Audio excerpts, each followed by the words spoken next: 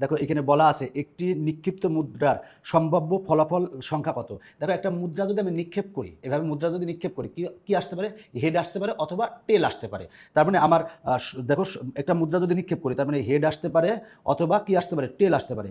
তো এখানে বলা আছে একটি নিক্ষিপ্ত মুদ্রার সম্ভাব্য ফলাফল সংখ্যা কত। তার মানে সম্ভাব্য ফলাফল সংখ্যা কয়টা পাবো, একটা দুইটা, তার মানে সম্ভাব্য ফলাফল সংখ্যা হবে হচ্ছে দুইটি, তার মানে ক অ্যান্সার। এখন আমরা এই এমসিকিউটা সমাধান করাবো। বলা আছে একটি মুদ্রাকে দুইবার নিক্ষেপ করা হলে, একটা মুদ্রাকে যদি দুইবার নিক্ষেপ করি সেক্ষেত্রে আমরা নমুনা বিন্দু কি কি পাবো। দেখো প্রথমে পাবো কি, দুইটাতেই হেড পেলাম, এরপরে কি পেতে পারি, একটাই হেড একটাই টেল পেতে পারি, এরপরে একটাই টেল একটাই হেড পেতে পারি, এরপরে টেল টেল পেতে পারি। তার মানে আমরা একটা মুদ্রাকে যদি দুইবার নিক্ষেপ করি, প্রথমবার নিক্ষেপ করলাম হেড আসলো, দ্বিতীয়বার নিক্ষেপ করলাম তারপরে হেড আসলো, তারপরে দেখো আরবার নিক্ষেপ করলাম হেড আসলো, আরেকবার নিক্ষেপ করলাম টেল আসলো, এবার নিক্ষেপ করলাম টেল আসলো, তারপরে নিক্ষেপ করলাম হেড আসলো, এবার নিক্ষেপ করলাম টেল আসলো, আবার নিক্ষেপ করলাম টেল আসলো। তাহলে একটা মুদ্রাকে দুইবার নিক্ষেপ করা হলে নমুনা বিন্দুর সংখ্যা কত না, মানে আমরা নমুনা বিন্দু কয়টা পাবো, নমুনা বিন্দু পাবো একটা দুইটা তিনটা চারটা, তার মানে নমুনা বিন্দু পাবো হচ্ছে চারটা, তার মানে ঘ অ্যান্সার।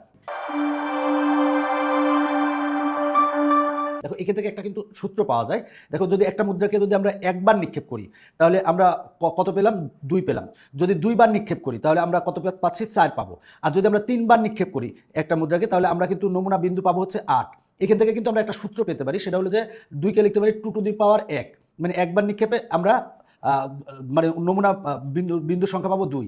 আর এই চারকে আমরা লিখতে পারি two to the power two লিখতে পারি। তার মানে দুইবার নিক্ষেপে আমরা, দেখো আমরা দুইবার যদি নিক্ষেপ করি সেক্ষেত্রে আমরা চার পাবো। তারপরে যদি আমরা আটকে কি লিখতে পারি two to the power three, তিনবার নিক্ষেপ করলে আমরা আটবার পাবো। তার মানে আমরা যদি এন সংখ্যক বার নিক্ষেপ করি তার মানে two to the power n হবে, two to the power n, মানে এখানে সূত্র হবে হচ্ছে two to the power n. দেখো এনের মান যদি এক বসাও তাহলে আমরা টু টু দি পাওয়ার, যদি একবার নিক্ষেপ করো তাহলে টু টু দি পাওয়ার এক মানে দুই, মানে আমরা নমুনা বিন্দু সংখ্যা পাবো দুই। যদি আমরা দুইবার নিক্ষেপ করি তার মানে two to the power two মানে চার পাবো। তিনবার নিক্ষেপ করলে two to the power three মানে কত পাবো, আট পাবো। তার মানে আমরা একটা সূত্র পেয়ে গেছি two to the power n নমুনা বিন্দুর সংখ্যার ক্ষেত্রে। এবার দেখো এই এমসিকিউটা, দুটি নিরপেক্ষ মুদ্রা একসাথে একবার নিক্ষেপ করা হলে নমুনা বিন্দুর সংখ্যা কত হবে। তাহলে মুদ্রা কয়টা, সেটা হলো দুটি, তার মানে দুইটার যদি হয় একসাথে তাহলে two to the power n, তার মানে এনের মান কত, দুই। তাহলে আমরা টু টু দি পাওয়ার কত লিখবো, টু, টু মানে টু স্কোয়ার মানে কত, চার, তার মানে অ্যান্সার হবে হচ্ছে খ। এরপরে দেখো একটি মুদ্রা পরপর তিনবার নিক্ষেপ করলে তার মানে two to the power n, এনের মান কত হবে, তিন হবে। তাহলে আমরা two to the power three মানে কত পাবো, এইট পাবো, তার মানে অ্যান্সার হবে হচ্ছে আট। তার মানে আমার নমুনা বিন্দুর সংখ্যা হবে হচ্ছে আট। এরপরে দেখো এই এমসিকিউটা, একটি মুদ্রাকে তিনবার নিক্ষেপ করা হলে নমুনা বিন্দুর সংখ্যা কত হবে। তার মানে আমরা two to the power n, এনের মান কত বসাবো, তিন, তার মানে two to the power three, two to the power three মানে কত, তার মানে এইট, তার মানে নমুনা বিন্দুর সংখ্যা হবে হচ্ছে আট। 5 টাকার চারটি মুদ্রাকে একসাথে নিক্ষেপ করা হলে তার মানে মুদ্রা কয়টা, সেটা হলো মানে একটা 5 টাকার মুদ্রা চারবার নিক্ষেপ করবা, বা বলতে পারো যে 5 টাকার চারটি মুদ্রা একসাথে নিক্ষেপ করা হলে তাহলে নমুনা বিন্দুর সংখ্যা কত হবে, two to the power n, এনের মান কত, এনের মান হচ্ছে 4, তার মানে two to the power 4, two to the power 4 মানে হচ্ছে 16, তার মানে অ্যান্সার হচ্ছে গ। 2 টাকার চারটি মুদ্রা একসাথে নিক্ষেপ করা হলে নমুনা বিন্দুর সংখ্যা কত হবে, তাহলে চারটি মুদ্রা তার মানে two to the power 4, two to the power 4 মানে কত, 16, তার মানে অ্যান্সার হচ্ছে খ। তারপরে দেখো এরপরেরটা, একটি মুদ্রাকে 5 বার নিক্ষেপ করা হলে নমুনা বিন্দুর সংখ্যা কত হবে, টু টু দি পাওয়ার 5, মানে এনের মান 5, টু টু দি পাওয়ার 5 মানে হবে কত, 32, তার মানে অ্যান্সার হচ্ছে গ। এরপরে দেখো 5 টাকার 5টি মুদ্রা একসাথে নিক্ষেপ করা হলো, তার মানে মুদ্রা কয়টা, 5টা, একসাথে নিক্ষেপ করা হলে নমুনা বিন্দুর সংখ্যা কয়টা হবে, তার মানে টু টু দি পাওয়ার এনের মান কত, 5, তার মানে two to the power 5 equal to কত হবে, 32, তার মানে অ্যান্সার হচ্ছে ঘ, গ মানে 32 অ্যান্সার। দেখো দুটি নিরপেক্ষ মুদ্রা একত্রে একবার নিক্ষেপ করা হলো, দেখো দুটি বলা আছে, দুটি নিরপেক্ষ মুদ্রা একবার নিক্ষেপ করা হলো, একটি হেড পাওয়ার সম্ভাবনা কত। দেখো আমরা একটা দুটি মুদ্রা যদি নিক্ষেপ করি তাহলে আমরা নমুনা বিন্দু কি কি পাবো, দেখো হেড হেড, তারপর পাবো হেড টেল, তারপরে টেল হেড, তারপরে টেল টেল। তার মানে আমরা দেখো এখানে আমরা কয়টা পাচ্ছি, একটা দুইটা তিনটা চারটা, মানে আমরা মোট নমুনা বিন্দু পাচ্ছি হচ্ছে চারটা। এখন দেখো বলা আছে একটি হেড পাওয়ার সম্ভাবনা, একটি হেড আছে, এখানে একটা হেড আছে, এখানে কিন্তু দুইটা হেড আছে, এখানে একটা হেড আছে, আর একটা টেল আছে, কিন্তু এখানে দুইটা টেল আছে, তার মানে এই দুইটা নিব না। তার মানে আমার অনুকূল ঘটনা কয়টা, অনুকূল ঘটনা একটা দুইটা, তাহলে আমার অনুকূল ঘটনা দুইটা, তার মানে উপরে 2 লিখবো। আর মোট ঘটনা কয়টা আছে বা মোট নমুনা বিন্দু কয়টা আছে, মোট নমুনা বিন্দু আছে একটা দুইটা তিনটা চারটা, তার মানে নিচে হবে হচ্ছে 4, 2 দিয়ে কাটলে আসবে 1/2, তার মানে অ্যান্সার হবে হচ্ছে খ। এরপরেরটা দেখো বলা আছে দুটি মুদ্রা একত্রে নিক্ষেপ করা হলে দুটি হেড না আসার সম্ভাবনা কত। দেখো দুটি হেড না আসার সম্ভাবনা, দুটি হেড আছে এক ক্ষেত্রে, দুটি হেড আছে আর বাকি ক্ষেত্রে কিন্তু দুটি হেড নাই। দেখেন বলা আছে দুটি হেড না আসার সম্ভাবনা, তার মানে দুটি হেড নাই কয় ক্ষেত্রে, এক ক্ষেত্রে, দুই ক্ষেত্রে, তিন ক্ষেত্রে। তার মানে আমার অনুকূল ঘটনা কয়টা, অনুকূল ঘটনা হচ্ছে 3টা, আর মোট ঘটনা কয়টা, এখানে মোট ঘটনা আছে হচ্ছে 4টা, তার মানে 3/4, তার মানে অ্যান্সার হচ্ছে খ। এরপরে দেখো দুটি নিরপেক্ষ মুদ্রা একসাথে নিক্ষেপ করা হলো, দুটি হেড পাওয়ার সম্ভাবনা কত। দেখো আমরা দুটি নিরপেক্ষ মুদ্রা যদি একসাথে নিক্ষেপ করি তাহলে আমরা এই নমুনা ক্ষেত্র পাবো হচ্ছে এইটা। তো এখানে বলা আছে দুটি হেড পাওয়ার সম্ভাবনা, দুইটা হেড আছে কয় ক্ষেত্রে, এক ক্ষেত্রে দুটি হেড আছে, তার মানে আমরা উপরে দেবো 1। আর মোট ঘটনা কয়টা বা মোট নমুনা বিন্দু কয়টা, মোট নমুনা বিন্দু আছে হচ্ছে 4টা, তার মানে 1/4, তার মানে অ্যান্সার হচ্ছে ক। দেখো এই এমসিকিউটা বলা আছে দুটি নিরপেক্ষ মুদ্রা একত্রে নিক্ষেপে সর্বাধিক দুটি হেড পাওয়ার সম্ভাবনা কত। দেখো সর্বাধিক দুটি বলা আছে, সর্বাধিক দুটি মানে কি, দুটি হেড হতে পারে বা একটা হেড হতে পারে অথবা একটা হেড নাও হতে পারে। এটা কিন্তু খুব গুরুত্বপূর্ণ, ভালো করে মনে রাখবা। দেখো সর্বাধিক দুটি হেড, এখানে বলা আছে সর্বাধিক দুটি হেড মানে কি, দুটি হেড হবে, আবার একটা হেড হবে, আবার একটা হেড না হলেও সমস্যা নেই। তার মানে এখানে কিন্তু দেখো ভালো করে, দুটি নিরপেক্ষ মুদ্রা একত্রে নিক্ষেপে সর্বাধিক দুটি হেড পাওয়ার সম্ভাবনা কত, সর্বাধিক। এখন বললাম যে সর্বাধিক আমি তোমাকে 2 টাকা দেবো, তার মানে আমি কি 2 টাকা দিতে পারি, তারপরে মনে করো যে 1 টাকা দিতে পারি, আবার নাও দিতে পারি, তার মানে সর্বাধিক আমি তোমাকে 2 টাকা দিতে চেয়েছিলাম। তো এই ক্ষেত্রে দেখো তার মানে কি, এখানে বলা আছে যে দুটি নিরপেক্ষ মুদ্রা একত্রে নিক্ষেপে সর্বাধিক দুটি এইচ পাওয়ার সম্ভাবনা কত হবে। তার মানে এই ক্ষেত্রে দেখো সর্বাধিক দুটি এইচ, তার মানে এটা হতে পারে কি, 2টা এইচ হতে পারে, একটা এইচ একটা টি হতে পারে, আবার একটা টি একটা এইচ হতে পারে, আবার 2টা টিও হতে পারে, মানে কি সর্বাধিক 2টা এইচ, তার কিন্তু আমরা নিচেও নিব। তার মানে কিন্তু আমরা এখানে অনুকূল ঘটনা 1টা 2টা 3টা 4টা, তার মানে উপরে হবে 4, আর মোট ঘটনা কত, মোট ঘটনা হচ্ছে 4। যদি আমি কাটাকাটি করি তার মানে আসে হচ্ছে 1, তার মানে অ্যান্সার হচ্ছে ঘ। এরপরেরটা দেখো বলা আছে দুটি নিরপেক্ষ মুদ্রা একসাথে একবার নিক্ষেপ করা হলো, কোনো হেড না পাওয়ার সম্ভাবনা কত। কোনো হেড না পাওয়ার সম্ভাবনা, দেখো এটাতে 2টা হেড আছে, এটাতে একটা হেড আছে, এটাতেও একটা হেড আছে, কিন্তু এটাতে কোনো হেড নাই, তার মানে কোনো হেড না পাওয়ার সম্ভাবনা, কোনো হেড না পাওয়ার, তার মানে এটাতে 2টা হেড, দেখো এখানে কোনো হেড নাই, তার মানে কোনো হেড না পাওয়ার সম্ভাবনা, তার মানে এই ক্ষেত্রে একটা ক্ষেত্রে কোনো হেড আমরা না পেতে পারি। তার মানে উপরে হবে অনুকূল ঘটনা হচ্ছে 1, আর নিচে হচ্ছে মোট ঘটনা কয়টা, মোট ঘটনা হচ্ছে 4, তার মানে 1/4, অ্যান্সার হচ্ছে খ। এরপরে দেখো দুটি নিরপেক্ষ মুদ্রা একসাথে একবার নিক্ষেপ করা হলো, দুটি টেল পাওয়ার সম্ভাবনা কত। দেখো দুটি টেল আছে কত, দেখো তো এখানে 2টা টেল আছে হচ্ছে, এক ক্ষেত্রে 2টা টেল আছে, তার মানে উপরে হবে 1, আর মোট ঘটনা হচ্ছে 4, তার মানে 1/4, তার মানে অ্যান্সার হচ্ছে দেখো ক অ্যান্সার। দুটি নিরপেক্ষ মুদ্রা একত্রে নিক্ষেপ করা হলো, উভয় পৃষ্ঠায় টি পাওয়ার সম্ভাবনা কত। তার মানে 2টা টি পাবে, 2টা টি পাবে কয় ক্ষেত্রে, এক ক্ষেত্রে, তার মানে উপরে 1, আর মোট ঘটনা কয়টা, মোট ঘটনা হচ্ছে 4টা, তার মানে 1/4, তার মানে অ্যান্সার হচ্ছে ক। এরপর দেখো বলা আছে দুটি নিরপেক্ষ মুদ্রা একত্রে নিক্ষেপ করা হলে দুটি টেল না আসার সম্ভাবনা। দেখো দুটি টেল না আসার সম্ভাবনা, দেখো দুটি টেল এক ক্ষেত্রে আছে, আর দুটি টেল না আসার সম্ভাবনা কত হবে। তার মানে এই ক্ষেত্রে 2টা টেল নাই, এই ক্ষেত্রে 2টা টেল নাই, এই ক্ষেত্রে 2টা টেল নাই, তার মানে আমার অনুকূল ঘটনা কয়টা হবে, অনুকূল ঘটনা 3, আর মোট ঘটনা কত, মোট ঘটনা হচ্ছে 4টা, তার মানে 3/4, তার মানে অ্যান্সার হচ্ছে ক। এরপরে দেখো একটি নিরপেক্ষ মুদ্রা 2বার নিক্ষেপ করা হলে সবচেয়ে বেশিবার টি পাওয়ার সম্ভাবনা, সবচেয়ে বেশিবার টি পাওয়া, সবচেয়ে বেশিবার টি কয়টা আছে, দেখো তো 2টা আছে, তার মানে অনুকূল ঘটনা কত, অনুকূল ঘটনা হচ্ছে 1, আর মোট ঘটনা কত, মোট ঘটনা হচ্ছে 4, তার মানে 1/4 অ্যান্সার, তার মানে অ্যান্সার হচ্ছে ক। একটি মুদ্রা 2বার নিক্ষেপ করলে প্রত্যেক ক্ষেত্রে একই ঘটনা ঘটার সম্ভাবনা কত। দেখো প্রত্যেক ক্ষেত্রে একই ঘটনা, দেখো 2টাই হেড একই ঘটনা, আবার 2টাই টেল একই ঘটনা, তার মানে এটা হচ্ছে একই ঘটনা, এটাও একই ঘটনা। বলা আছে একটি মুদ্রা 2বার নিক্ষেপ করলে প্রত্যেক ক্ষেত্রে একই ঘটনা, কিন্তু এই যে 2টা হেড হবে অথবা 2টা টেল হবে, তার মানে আমার অনুকূল ঘটনা কয়টা, অনুকূল ঘটনা হচ্ছে 2টা, তার মানে উপরে 2 হবে, আর নিচে কত হবে, নিচে হবে হচ্ছে 4, যদি কাটাকাটি করি তাহলে আসে 1/2, তার মানে অ্যান্সার হচ্ছে গ। পরের অঙ্কটা একই রকম। এরপরেরটা দেখো বলা আছে একটি মুদ্রা 3বার নিক্ষেপ করা হলে বড়জোর একটি টি আসার সম্ভাবনা কত। একটা মুদ্রা যদি আমরা মনে করি মুদ্রা যদি 3বার নিক্ষেপ করি তাহলে আমরা কি পাবো, দেখো প্রথমে পাবো আমরা হেড, তারপরে প্রথমবার যদি নিক্ষেপ করি তাহলে হেড আর টেল পাবো, দ্বিতীয়বার নিক্ষেপে হেড আর টেল পাবো, এরপরে আমরা হেড আর টেল পাবো, এরপরে আবার কি পাবো, আরেকবার যদি নিক্ষেপ করি তাহলে হেড আর টেল পাবো, এরপরে দেখো হেড আর টেল পাবো, এক্ষেত্রে আমরা হেড আর টেল পাবো, এক্ষেত্রে আমরা হেড আর টেল পাবো।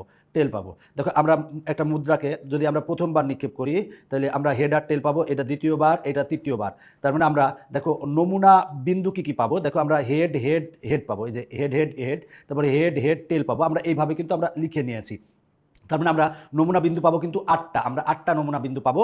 এখানে বলা আছে যে একটি মুদ্রা 3বার নিক্ষেপ করা হলো, যদি 3বার নিক্ষেপ করা হয় তাহলে আমরা নমুনা বিন্দু পাবো এগুলা। বলা আছে বড় জোর একটি টি আসার সম্ভাবনা কত? বড় জোর একটা টি আসবে, তার মানে সর্বাধিক একটা টি আসবে, তার মানে একটা টি আসবে আবার টি নাও আসতে পারে। এখন বললাম আমি তোমাকে বড় জোর 10 টাকা দিব, তার মানে আমি কিন্তু তোমাকে 0 থেকে 10 এর মধ্যে যে কোনোটা দিতে পারি, 10 দিতে পারি, 9 দিতে পারি, তারপরে 8 দিতে পারি, বা 7 দিতে পারি, বা 0ও দিতে পারি। তাহলে বড় জোর একটা টি, তার মানে একটা টি থাকবে, আবার একটা টি যেটা নাই সেটাও কিন্তু আমরা নিব। তাহলে এক্ষেত্রে দেখো বড় জোর একটা টি আছে এই ক্ষেত্রে, এই ক্ষেত্রে 2 ক্ষেত্রে আছে, আর এই ক্ষেত্রে আছে। দেখো তার মানে 3টা ক্ষেত্রে এখানে একটা করে টি আছে। এখানে বড় জোর বলছে, তার মানে একটা টি নিব, তার মানে যেটা নাই সেটা নিব। তার মানে এখানে কিন্তু এখানে দেখো একটা টিও নাই, সেটাও নিব। তার মানে আমার অনুকূল ঘটনা কয়টা? 1টা 2টা 3টা 4টা, তার মানে উপরে হবে 4। আর মোট ঘটনা কত? মোট ঘটনা হচ্ছে দেখো 8টা, তার মানে লিখবো 8। এবার যদি আমরা কাটাকাটি করি তার মানে 1/2 আসে, তার মানে ক অ্যান্সার। এরপরে দেখো বলা আছে একটি নিরপেক্ষ মুদ্রা 3বার নিক্ষেপে অনাধিক 2h আসার সম্ভাবনা কত? দেখো অনাধিক বড় জোর, এই অনাধিক বড় জোর এগুলো কিন্তু একই রকম। বললাম তোমাকে আমি বড় জোর 10 টাকা দিব, বা অনাধিক 10 টাকা দিব, তার মানে কি আমি 0 থেকে 10 পর্যন্ত যে কোনো সংখ্যার দাম তোমাকে দিতে পারি। এখন আমি কিন্তু 11 টাকা দিব না তোমাকে। তো এখানে বলা আছে অনাধিক 2h, মানে 2h আসবে, মানে 2টা h আসবে, একটা h আসবে, আবার যেটা h নাই সেক্ষেত্রেও আসবে। তাহলে অনাধিক এবং বড়জোর, মনে রাখবো অনাধিক এবং বড়জোর দুইটা একই শব্দ। তাহলে একটি নিরপেক্ষ মুদ্রা 3বার নিক্ষেপে অনাধিক 2h আসার সম্ভাবনা কত? তাহলে অনাধিক 2h আসার সম্ভাবনা কত হবে সেটা আমরা দেখি। সেটা হলো যে অনাধিক 2h মানে 2টা h থাকবে, একটা h থাকলেও নিব, আবার যেটা h নাই সেটাতেও নিব। তাহলে এটা কি নিব? দেখো এখানে কিন্তু 3টা h আছে, তাহলে 3টা hটা কিন্তু আমরা নিব না। এখানে 2টা h আছে, তার মানে এটা নিব, এখানে 2টা h আছে এটা নিব, এখানে 2টা h আছে এটা নিব।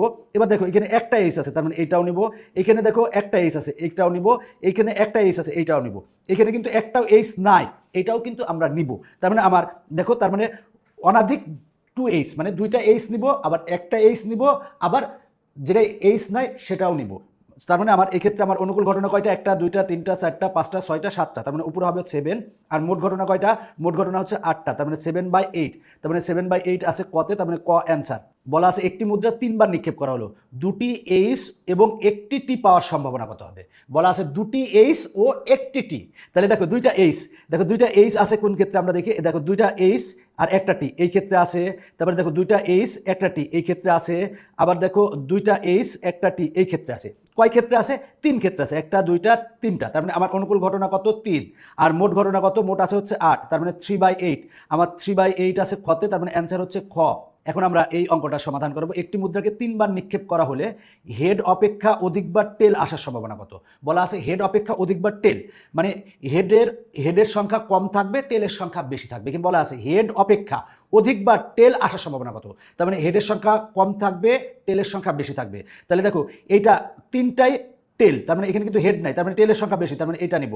এখানে দেখো হেড আছে একটা, টেল আছে 2টা, তার মানে টেলের সংখ্যা বেশি, এটা নিব। এখানে আছে হেড আছে একটা, টেল আছে 2টা, তার মানে এটা নিব। এখানে কিন্তু টেল কম, হেড বেশি, তার মানে এটা নিব না। এখানে দেখো আমার হেড হচ্ছে 2টা, হেডের সংখ্যা বেশি, টেলের সংখ্যা দেখো টেলের সংখ্যা বেশি, হেডের সংখ্যা কম, তার মানে এটা নিব। এখানে কিন্তু হেডের সংখ্যা বেশি, নিব না। এখানে কিন্তু হেডের সংখ্যা বেশি, টেলের সংখ্যা কম, নিব না। এখানে তো টেল নাই, এখানে বলে দিচ্ছে হেড অপেক্ষা অধিকবার টেল আসার সম্ভাবনা। তাহলে অনুকূল ঘটনা কয়টা? 1টা 2টা 3টা 4টা, তার মানে উপরে দেবো 4, আর নিচে মোট ঘটনা কয়টা? 8টা। এবার কাটাকাটি করলে কত আসে? 1/2, তার মানে খ অ্যান্সার। এরপরেরটা দেখো একটি মুদ্রা 3বার নিক্ষেপ করা হলে 2টি টি ও 1টি হেড পাওয়ার সম্ভাবনা কত? তার মানে বলে দিচ্ছে 2টা নির্দিষ্ট হবে, টি হবে, একটা হেড হবে।